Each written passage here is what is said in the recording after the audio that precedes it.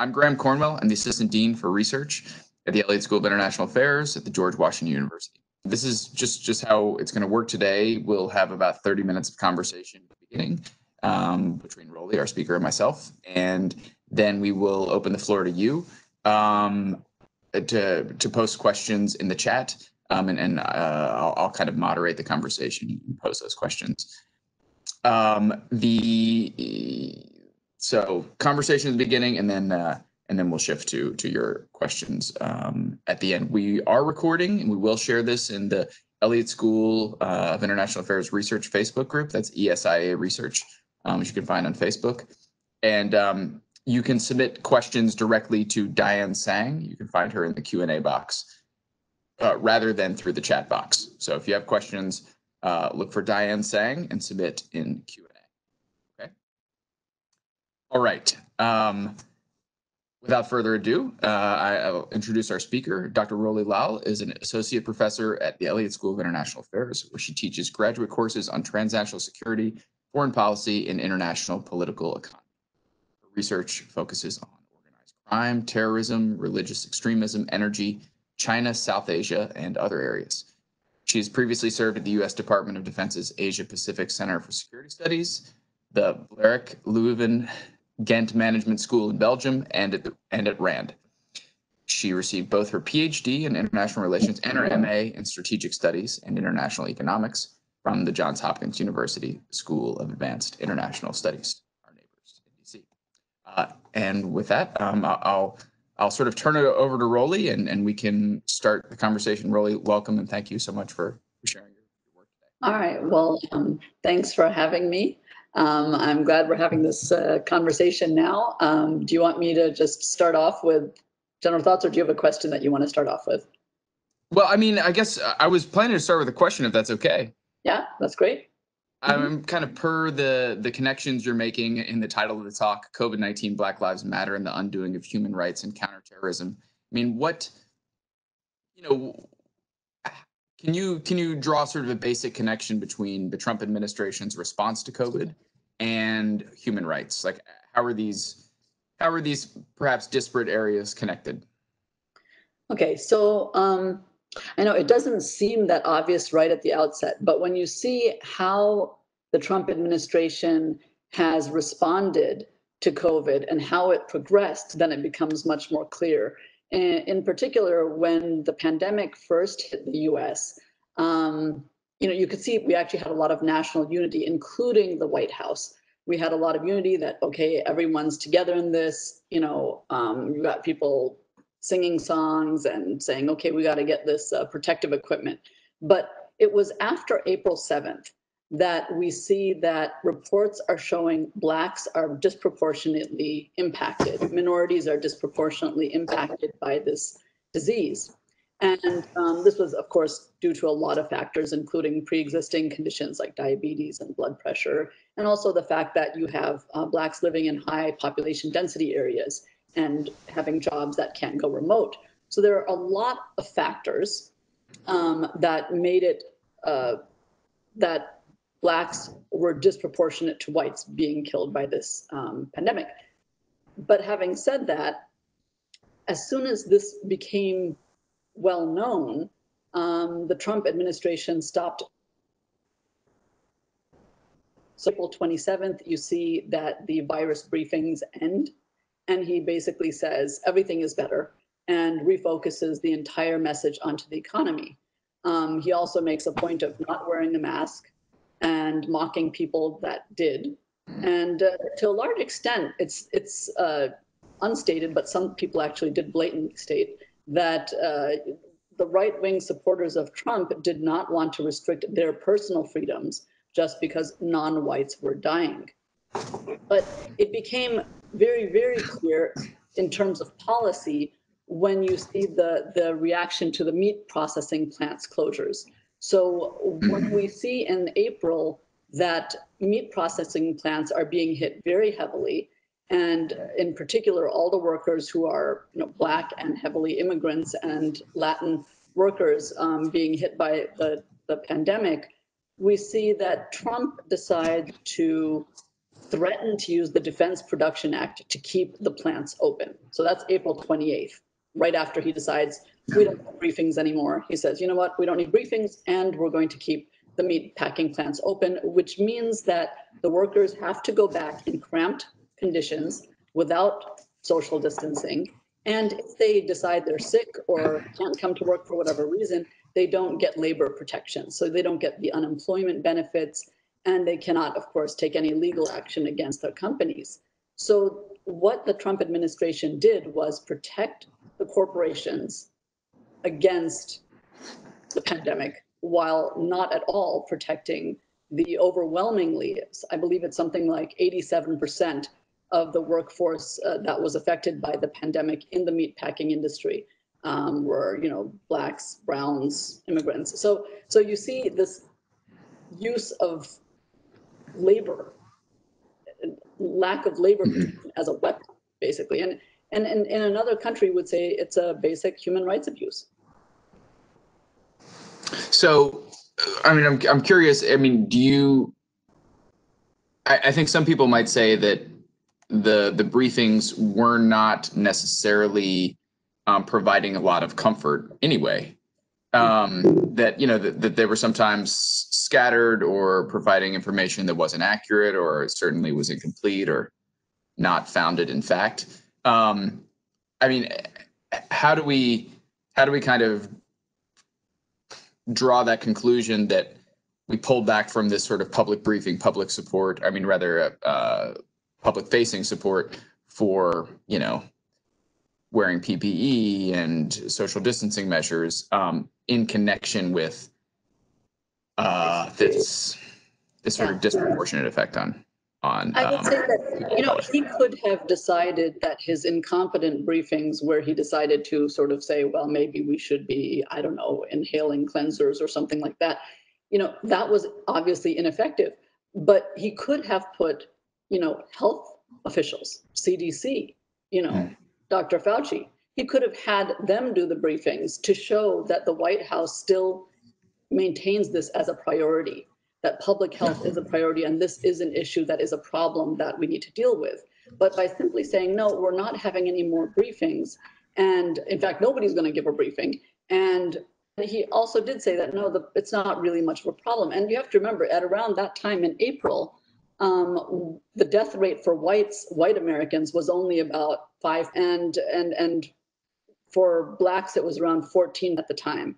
And what's happened over time is that both blacks and whites and everyone else had the death rates have increased dramatically. And the difference is that right now, so he's restarted the briefings again. The death rate for whites is now at about 30, I believe. And for blacks, it may be, I have this somewhere, it's maybe, yeah, 69. So both death rates have gone up. In the meanwhile, I would say that honestly, the main difference is that in terms of Trump's voter base and what he sees as the America that he really cared about, we're talking about over 60,000 dead white people now. And I do think that that has gone into his figuring of whether or not we should restart briefings and whether or not we should claim that this is a problem. And yeah, you're right, it's circumstantial to say that, but the fact of the matter is between April 27th and now and this week, he didn't think it was necessary to do briefings. Why? Well, so do you think, I mean, so the Black Lives Matter protests, to kind of connect the third part component of the talk here, those begin in May, June, and you know we start to really gain some momentum. What happens? What changes in the administration's response? Well, first to the protests, but then how that relates to COVID. Yeah, so a few things happened. One is that because of the lockdowns from COVID and because so many people are home from both school and work, when the murder of George Floyd and Breonna Taylor and others occurred, there was a fundamental difference in how protesters could proceed than in the past. So whereas before you would have people protest and then after a few days, most people say, you know, I really got to go to work. I've got to go back to school. I can't just be out there all the time. So I do think that there is some support through the fact that people actually had the time to protest this time. And not only the time, but the frustration from the joblessness, from the lack of health care, from the fact that relatives and people they know are dying. So I do think that there is extra frustration and extra time, and both of these together, really helped build the movement and in just a right historical moment. So you get, when you get that, you find people going out on the streets, and the very immediate response again of the Trump administration is when the looting starts, the shooting starts. This is his response. And despite the fact that there really isn't much violence at the protests, relatively speaking to the scale of the protests, it's actually very, very minor amount of violence and disruption. He sends in, National Guard, militarized police, attacks on journalists, peaceful protesters. This is not what we expect to see. And even then in May, what we see is there are also white spoilers in these protests, but they're not being blamed. What we see is the Trump administration saying it's Antifa. He says it's the anti-fascists, the Antifa, and he sort of terms them as a unified group, even though they are not. It's not an organized movement. And then he says that they're terrorists. And I think this is the important part in terms of how this impacts US foreign policy, because what we see is that he takes a domestic group, which technically he is legally not allowed to do under US law, takes a domestic group and says, okay, I'm going to call Antifa terrorists. And then I'm going to say everyone that doesn't agree with me or doesn't agree with, whatever I believe in is part of this Antifa. And I'm going to build this extrajudicial process to criminalize these civilians. So it's basically a process by which you can use, words. Basically, he simply has to say Antifa are terrorists. And then he has a built-in support group in the US says, oh, well, if they're terrorists, then you should definitely use militarized force on these protesters because they're not really protesters. You just said they're terrorists. And I think that just changing the terms of the discussion makes a big difference when you're the president of the United States. How did the protests change the government's response to COVID? I mean, do you see anything happening differently in June? That we might be able to draw some connections, direct or indirect, to the sort of the growing momentum behind Black Lives Matter protests. Oh, you mean whether or not the government actually addressed the COVID differently? Yeah. I would say not as much as I would have hoped. What I was hoping for when I saw what was happening in May with both the protests and when I saw what was happening in April with the deaths, what I would have hoped for was a better movement by the government to find health support for the population. So the discussion really kind of got hijacked onto this issue of, are they terrorists? Are they not terrorists? What are these protests about? Without ever dealing with the fundamental social issue of, many people don't have health care. And when COVID struck and when the lockdowns occurred, people who barely had health care, not only their job, but their health care at the same time. And the government did not really take that up, either, I would say, at the federal or at the more local level in a way that they could have. And I do think that in that sense, we've dropped the ball. This is an opportunity. And I think even though we have dropped the ball at this point, even going into July, I do think that this is a place for attention. Public health. So I mean, I can imagine the response, but I still pose it. Do other countries see this that way? I mean, we know how other countries are viewing our collective and particularly our government response to COVID. What about the government response to Black Lives Matter? Oh, yeah. No, that was actually very interesting. What we've seen is that foreign countries several things. Right away, around the same time, the U.S. was criticizing China for the Hong Kong protests. People in Hong Kong were out in the streets, and we were supposedly supporting, and so we criticized China's crackdown on the Hong Kong protesters, but right away we got the immediate response by the Twitter sort of mechanism that Trump also, I think, really prefers. So the Chinese, one of their spokespeople wrote back with, "I can't breathe."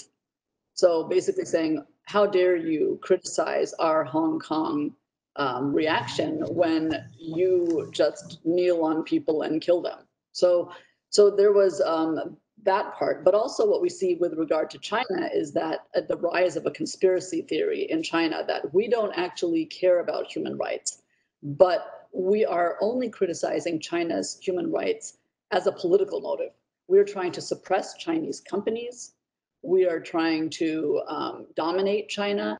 And clearly, we're not doing it really because we care about the human rights, because if we did, then we would be caring about our own human rights. So we're being leveled a very strong charge by China of, no, you don't really care about human rights. You're just trying to control us. And it very much undermines both our foreign policy towards China in general, in terms of what we're talking about, these Chinese companies and that dispute that's going on, and also our criticism of China on the human rights front, whether it comes to Hong Kong, the Uyghurs in Xinjiang, and Tibet.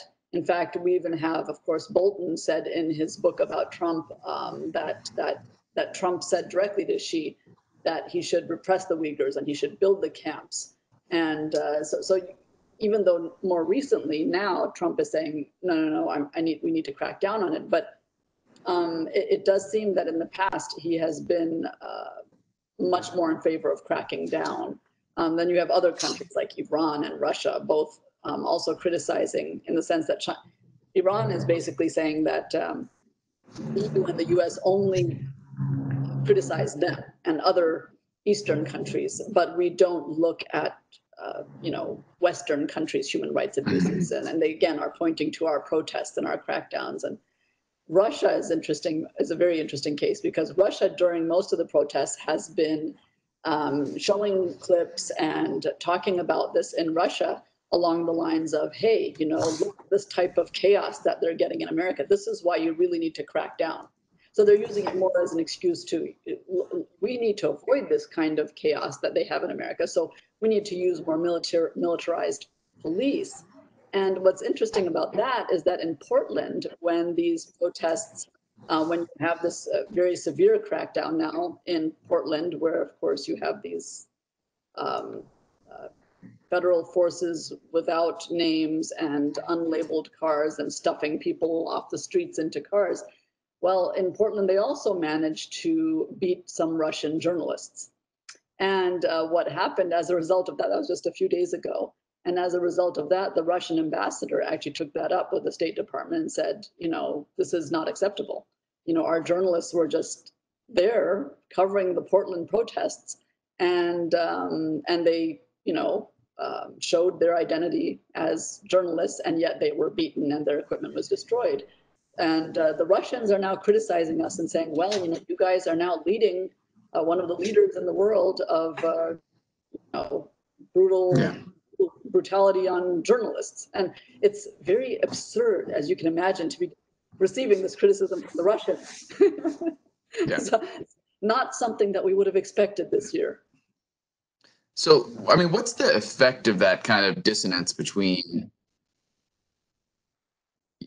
criticizing the crackdown on protests in Hong Kong and then doing the same thing? I mean, doesn't that make foreign policy less effective? I mean, surely it damages our reputation abroad, but is there something that you think the administration might be trying to do by kind of criticizing in one context and then obviously being guilty of the same thing domestically?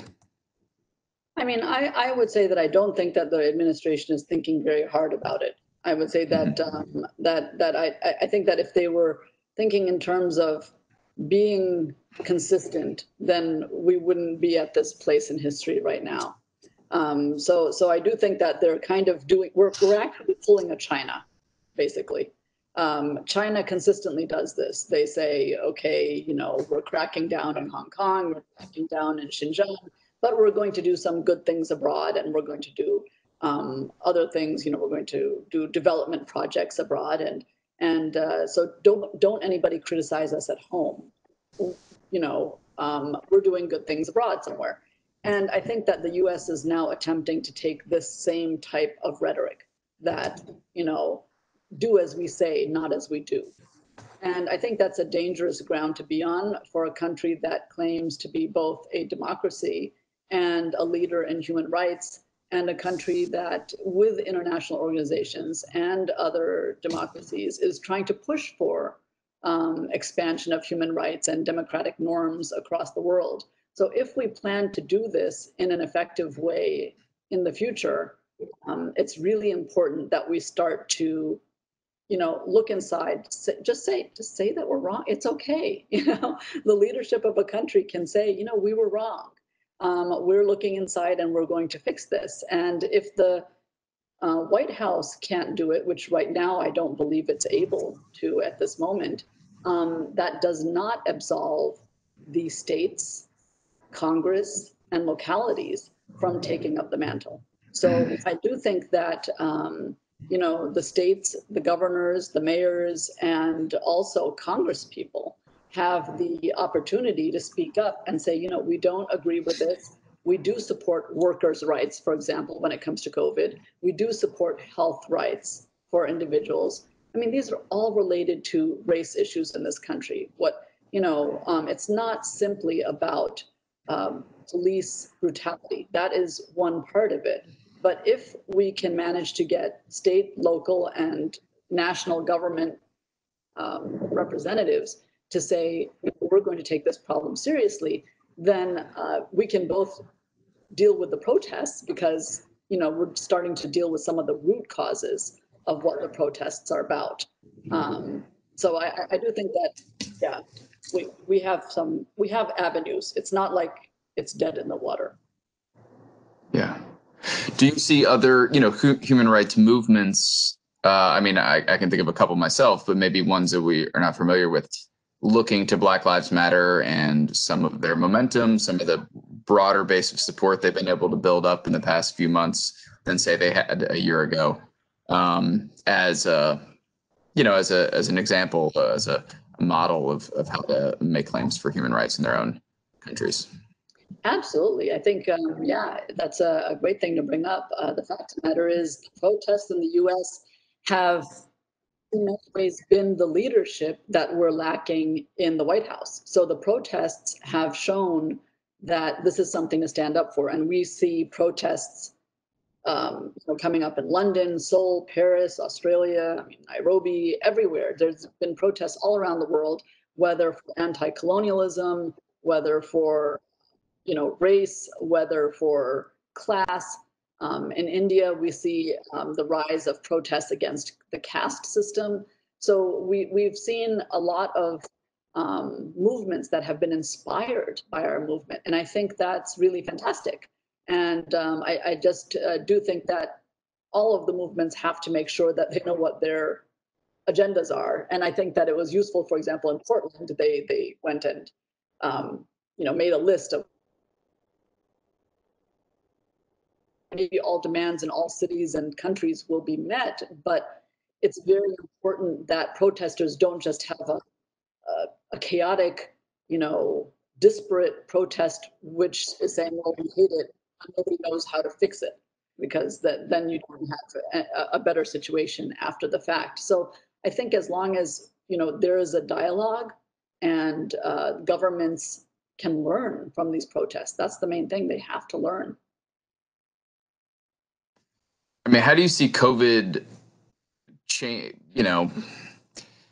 that, making it more difficult for, it presents obvious difficulties for organizing. That hasn't really seemed to slow protests that much, but how is COVID going to make it, more difficult for for these movements to kind of make the next step to, to really implement some of the changes that or have those changes implemented? It's interesting. I think it's not so much. I mean, if anything, the COVID challenge is not so much on the protesters' side as it is on the government side.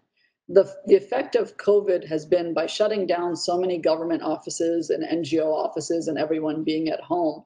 It's actually quite difficult to get things implemented right now and get significant movement. You have a lot of offices saying, well, we don't have everyone on board yet.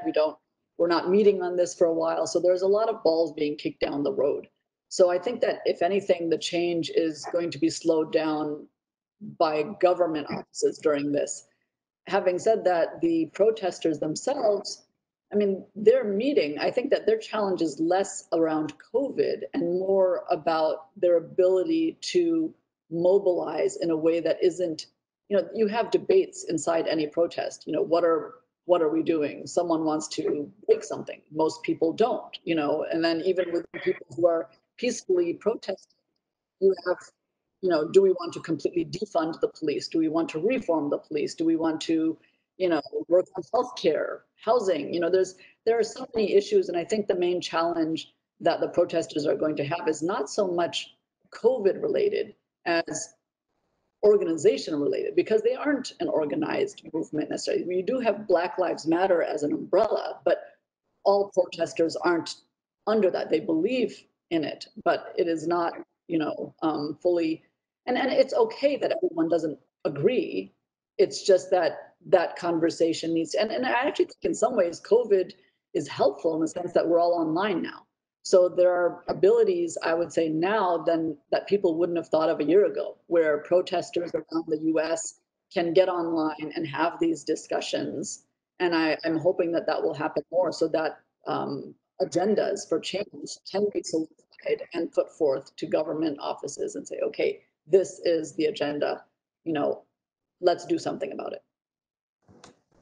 Yeah, I want to remind our audience, we'll start a Q&A. We'll open the floor here in a minute. You can post your questions on the right-hand panel here. There's a Q&A bar, so feel free to please chime in. But in the interim, I have a couple more. I just like to ask. I mean, we've got the election is in 3 months, basically less than 100 days, 90 days. Maybe. I mean, do you see these protests or the government response to protests in Portland and now other cities, Chicago, Albuquerque, sort of doubling down on that strategy? I mean, is that something that is in the administration's plans? Is this going to be the way they move forward for the next, few months and see if this wins the election for them? It's a good question. I am also wondering what they're going to do. Right now, President Trump has said that he's planning to send out more federal, police forces to a variety of cities, Chicago and so forth. He's threatening to send people out if the protests don't stop. Having said that, the mayor of, I believe, Chicago and a few other cities are saying, well, we don't want you, so please stay out. I don't think it's effective. Sending in federal forces seems to, in Portland and other places like DC, have simply inflamed the situation. It's not helping at all. I don't see that helping him in the election. And I think, frankly, Trump's anti-democratic tendencies are coming to get him here, because at this rate, sending forces, militarized police forces out into cities is the equivalent of saying, well, I'm just going to wage civil war on my country. And I don't think that's an effective way to try to win a democratic election. So I certainly hope he would stop. And what's fascinating is that in the city of Portland, for example, the mayor, I think Wheeler, the protesters were against him because he wasn't reforming. And then, of course, we send in the federal forces, and now he's protesting and now it's just chaos. You've got the mayor of Portland doesn't want the federal forces there. and the people don't, but they don't want the mayor there, and it's just chaos. So it doesn't help at all to add in more fuel to the fire. It's better that the federal forces just step out of the way and allow cities to have that dialogue they need to have with their citizens and heal. Is there a place or are there people or institutions that could apply pressure on the government to do that, to sort of step back from this response? Well, I mean, luckily we do have civil organizations. You know,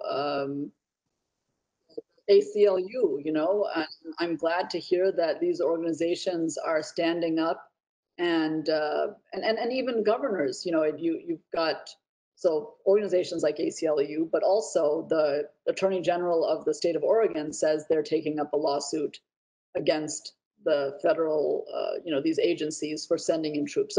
So you know, there are a variety of legal mechanisms that we have at our hands in the US, and we need to use them.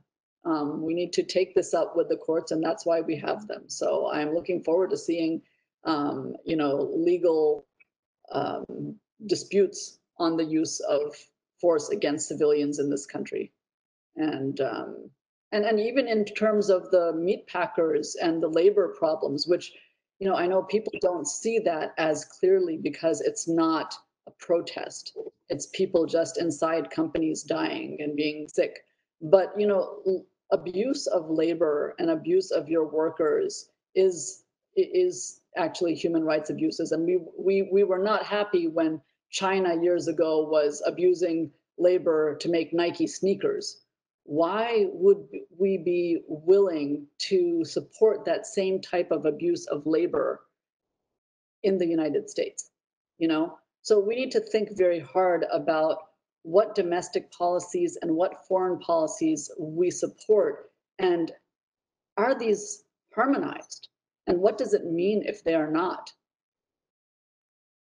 I mean, can you make a connection between the administration's response or you know, sort of tactics towards these meatpacking plants and corporations, and how they've approached this sort of back to school question here in the States? Absolutely, it is. You're right. It is it's the same situation, really, in many ways. The governments of places like, you know, the state of Florida. I mean, you have President Trump saying everyone should just go back to school, and putting pressure on the governors to again say the same thing. And teachers, as government workers, are under pressure. They feel that they really they have to go back for their jobs, but it's not safe. And so, yes, they are in the same situation. The difference is that rather than on top of everything else, instead of working with meat, they're working with our children. And we would like to think that our children would also be safe. So there are issues there with regards to children, and how do you deal with the childcare during this, and how do you deal with the rights of teachers, and there are even deeper issues. And this also comes down to class and race as well, because when it comes to shutting down, let's say you decide that all the schools go remote, as we in some ways did in the spring. Okay, so that works for all the well-off children who have their laptop and their iPad and their iPhone, and you know, now they connected very nicely. But what about the kids who went to poor schools, who did not have any training on even how to use the technology, what to say about even maybe they don't have an iPad, or if there's one electronic device in the home, it's shared by multiple people. There's 4 kids. You know, so we have not configured our society to support, you know, the lower classes of economic, you know, in all parts of our economy. So whether you're Black or brown or immigrant, we're not supported. So when it comes to the school crisis right now, it's showing other holes in our system. This is actually a great moment to fix it by saying, hey, you know, we want to open schools, and you know what, we're going to use federal money to provide electronic, you know, devices to children in these disadvantaged neighborhoods so they can continue getting education. And in fact, you know what? the kids that can't stay home because their parents have to work, maybe they should be at school with electronic devices, socially, distant. And the kids who do have electronics at home stay home, and this saves the teachers also. So, I mean, there are a lot of innovative ways of looking at how we could do this, but I'm not seeing that happening. I'm just seeing the teachers, get yourselves to school, don't care if you die, which is not really the right approach there. Are there any like sort of models? I mean, Europe is obviously in a totally different kind of timeline because the crackdown, I mean, the lockdown was intense and very strict in most places. They sort of are emerging from that. But are there other countries that are responding to, a kind of public outcry for more state intervention, more resources, more support, and more flexibility about schools and things like that? Are there other countries that are dealing with that in similar or different ways?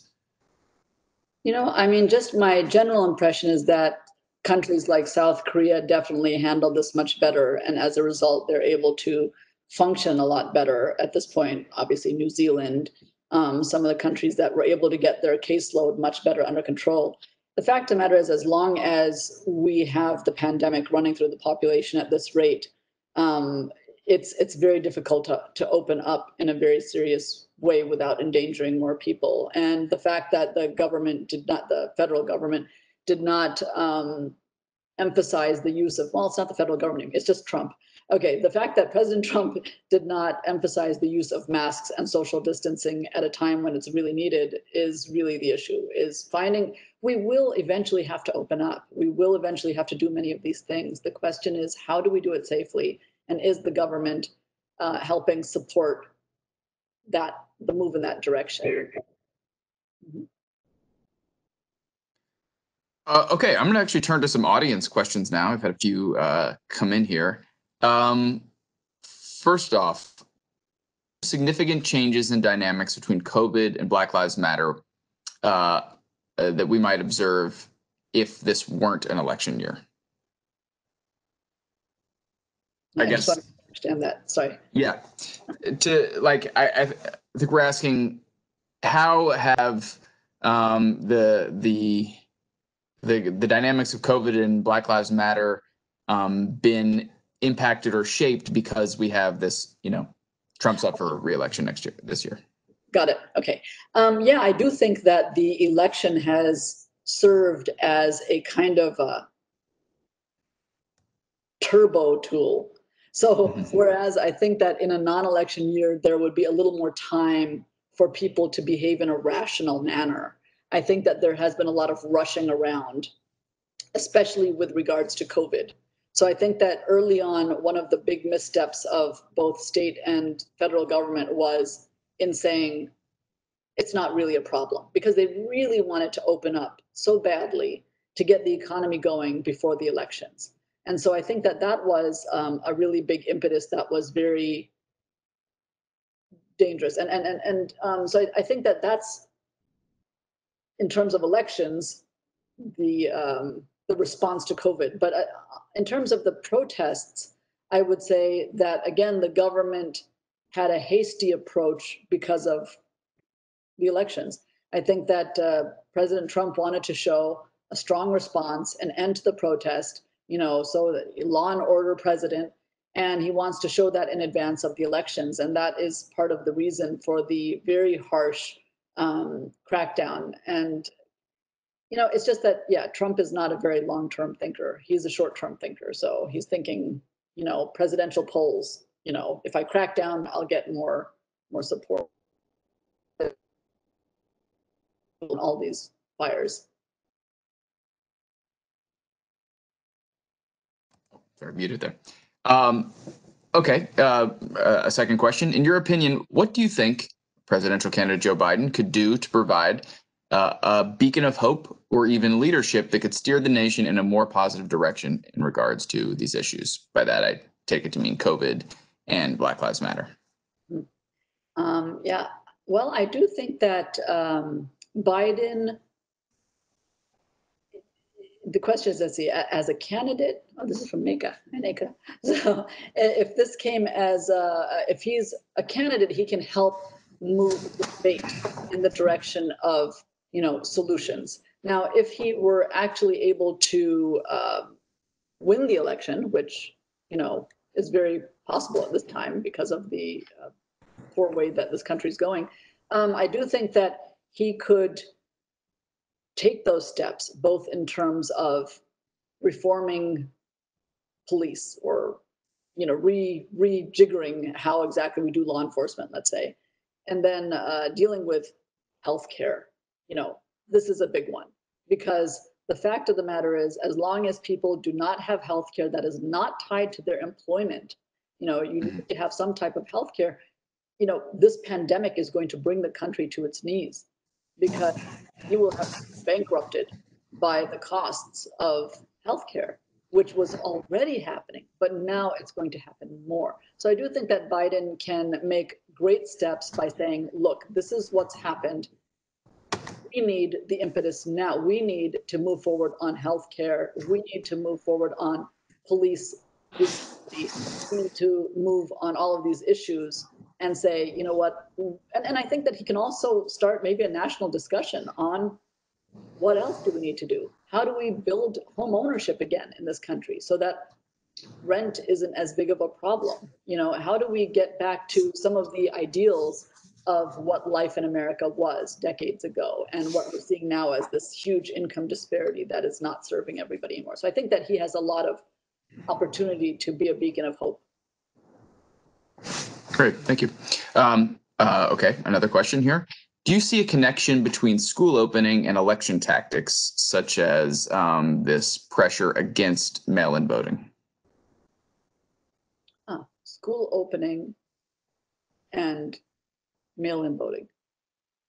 This is interesting. Well, I do think that the school opening is a push to get everybody to go back to the office, right? Because a lot of people obviously can't go to work as long as they're watching their children at home. So I do think that's, yeah, as we all know, who have kids at home. So that's definitely an issue. Now, now how exactly the schools connect to the mail-in voting, to tell you the truth, I'm not quite sure. But I do think that the mail-in voting definitely has to do with President Trump wanting to undemocratically fiddle with the elections. I mean, the fact of the matter is, look, if we can file our taxes by mail and electronically, there is no good reason that we can't vote by mail. I mean, I don't hear, the IRS complaining every year about fake taxes. So I think that we can legitimately say that it's a silly claim. And I myself went online to get a mail-in ballot because I don't want to go in the middle of a plague to the voting booth. And it's quite strict. You have to provide all sorts of social security numbers and whatnot. And so it's not the way that he makes it sound. And I think that in that sense, President Trump is simply trying to find a way to again keep Blacks and others from the polls in November. I mean, I guess in that sense, we know that school closures will sort of disproportionately affect people of color, will affect working class families, that there may be some incentive to some connection between those things. No, I just yeah. Okay, another question. A lot of questions coming in now. Thank you so much, audience, for submitting these. How have you seen the pandemic and Black Lives Matter movement affected? How have they affected rather U.S. foreign assistance, or how do you think it should impact or might impact U.S. foreign assistance? The pandemic. Yeah, and Black Lives Matter together. I mean, I don't know, separately, together. Well, I do think that the pandemic showed some very, again, severe human rights problems in our foreign assistance policy. When the pandemic hit, there were some very disturbing trends that we saw in our national discussion about foreign aid. First of all, when it came to medications, we didn't know which medications were going to be effective, but whichever medications came up, immediately it was So do we just hoard them all ourselves? Do we require the Indians and the Chinese to give us a whole bunch? Are they allowed to keep some for themselves? There was this really horrific debate about who gets the medicine. And I think that that really tore open this hole in our foreign development policy that we need to think about very deeply now that we have hopefully a second to breathe, because the rest of the world isn't crashing on this as well as much as we are. But I do think that was one. Another one was the Iranians were, facing a very bad round of this pandemic, and they needed medications and medical supplies and requested lowering of sanctions. And we said no. We said absolutely not. We are not dealing in lightening our sanctions for the Iranians, even if there is a pandemic. And again, I think this shows this is just the wrong approach. If it is a pandemic, if this is an issue of civilians dying around the world, this is not war. This is something where we need to think very hard about what our values are and what we're trying to teach the world as a leader. I don't know if I fully answered that, but we can go on, because I know we've got a whole bunch of them. Okay, thanks. So there's a long history, and we discussed this a little bit, there's a long history of this discrepancy between domestic policy and what we say we want to promote in our foreign policy. Can you comment on the history of civil rights specifically, and like desegregation in this regard? Yeah. Oh, absolutely. That's a great point. And I think that when we talk about race and foreign policy and national security policy in particular, it's really important to think, we don't have enough Blacks and minorities. We don't have enough Blacks and other minorities in our national security framework, in our foreign policy framework, to even make policy. So what that means is that when we have been making foreign policy historically, when it comes to, do we go to war in whatever country, what do we do, what type of activity do, we often do not think in terms of the civilians of that country, because we are often thinking of it as us and them. And we need to see other people around the world as always us. So how to put that properly? So for example, when we do an intervention in Iraq, when we do an intervention in Yemen, or Syria, why is it so easy for us to bomb brown people? Really, when it comes to Africa, why does it take so little debate internally inside of our foreign policy, inside of our national security, framework inside the US? There should be more debate about this, and yet it doesn't happen. It's generally us and them. I mean, we can take this back very far and say in World War II, what was the probability that we would drop nuclear weapons on Germany rather than Japan? It's been largely debated and pretty much agreed upon, nil. We would not have used a nuclear weapon on Germans because we considered them to look very much like us, and they were in the middle of a continent where we had originally come from as a country. Whereas the Japanese were the other, Japanese, put a bomb on them. It's okay. We can try it out, maybe see what the effects are. I think that race in foreign policy, it has never been divorced. It's just that we often don't see it.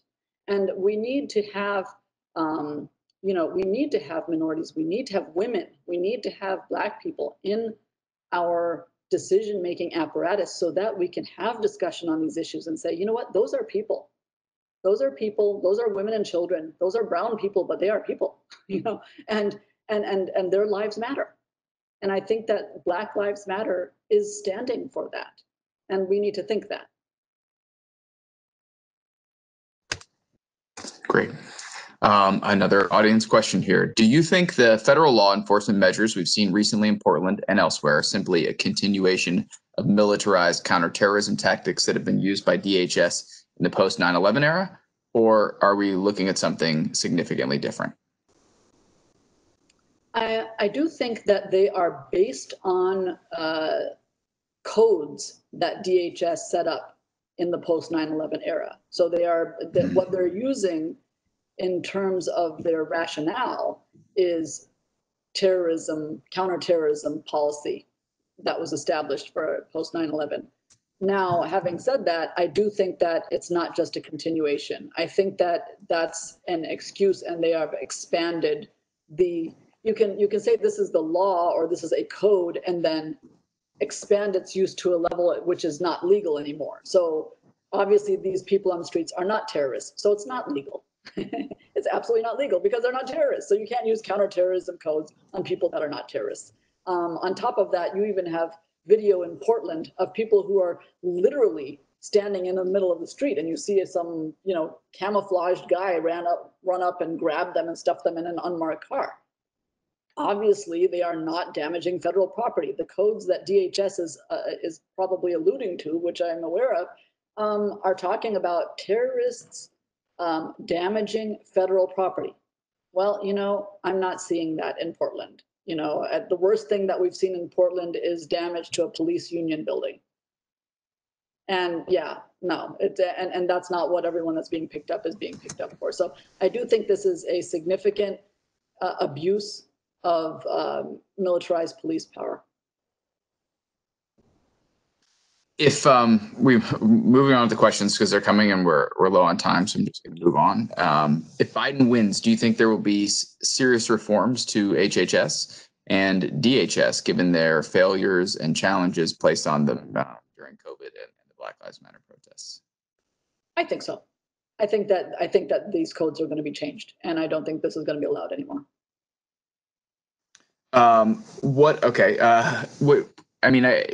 If I following up and kind of riffing on an audience member question, what are some specific Homeland Security counterterrorism policies that we might see change under a different administration based on the past few months? Some Homeland Security policies that would change. Yeah, or counterterrorism, more broadly. Well, I do think that we hopefully will see more restrictions on the use of both labeling of terrorist groups. I mean, they should definitely be involved in some terrorism in order for them to be considered that. And number two, the use of militarized police. This doesn't make sense. Our society doesn't require this level of guns. We don't need, high-powered rifles when there's a civilian protest in a city, and that needs to be codified. That this is inappropriate. Let's see. We've got a little time. I think we'll go with there's one more audience question here. Can you touch on what the U.S. has done to safeguard groups such as undocumented migrants, ICE detention centers, refugees, stateless individuals, et cetera, during COVID? These groups are often left out in policy responses despite being the most vulnerable. What we've done to safeguard them. I guess you could take the opposite direction too. I was gonna say, this is a terrible question. I can't think of anything we've done to safeguard them. I'll take a bet that some NGOs have done something though. But when you say the USA, I'm talking about the US government. And I think that in that sense, the US government has been, again, negligent, detention centers, again, lack of healthcare, refugees. In some places, yeah, okay, we have released some prisoners early. So that is actually a way of safeguarding some individuals during COVID. So we have released people from different centers. But having said that, I really think that what we really need to do was take more of a healthcare response and look at both undocumented. The strange thing is governments should know this. Governments should know that just because someone is undocumented, that doesn't mean that they're not a risk to themselves, that they may not just die, that they may not risk, spread the disease in the rest of your population. So it's silly to say that just because you're undocumented, you don't need healthcare, especially when you have a pandemic. That makes no sense whatsoever. So when it comes to these things. But yeah, so no, we haven't done that much. They have been vulnerable, and we just need to think a lot harder about our policies as a result of COVID. I'm hoping that this is a renaissance, that what has happened as a result of COVID is a renaissance of understanding that our policies are failing. our society, and we need to do things differently. I mean, in general, it seems like, excuse me, we've sort of hardened into our respective camps with respect to COVID. Do you see that happening in other places? I mean, it seems like there's a lot more sort of solidarity and cohesion around popular responses and people's willingness to participate and adhere to social distancing measures, lockdown measures in Western Europe, for example, perhaps elsewhere. So you mean Well, so I'm asking, I think it changes to the way we deal with undocumented migrants and healthcare and making healthcare broadly accessible, require some sense of social cohesion, especially as we sort of look back at the challenges that COVID has illuminated, I suppose.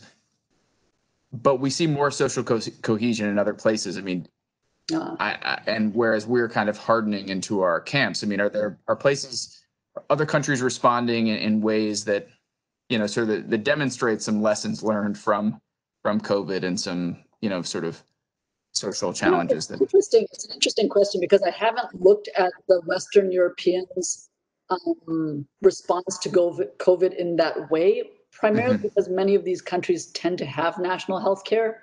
So their response often was already covering this in a very fundamentally different way than ours has. Same with Canada.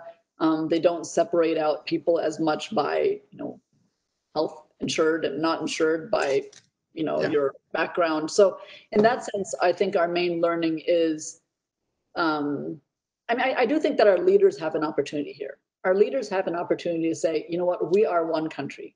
We are one country. We are one set of people. We need to treat everybody in this country with respect. We need to give equal rights of access to health and so forth and jobs and whatever, and education in this country. And I think that type of approach by our leaders, rather than dividing us, I think that will help us get. This is not going to be an easy process that happens like that. I mean, this is going to take us some time, but I think that we can get there with a good leader, some good leaders. I don't know. I think that we have to conclude on that small bit of hopefulness for the future. Rolly, thank you so much for your time. Audience, some great questions. Thank you for joining us today. We really appreciate it. Stay tuned to our upcoming events, ESI Research. We have a Facebook group, and we'll post things there. We'll also post a video of this event. So share it widely with your friends who are unable to make it.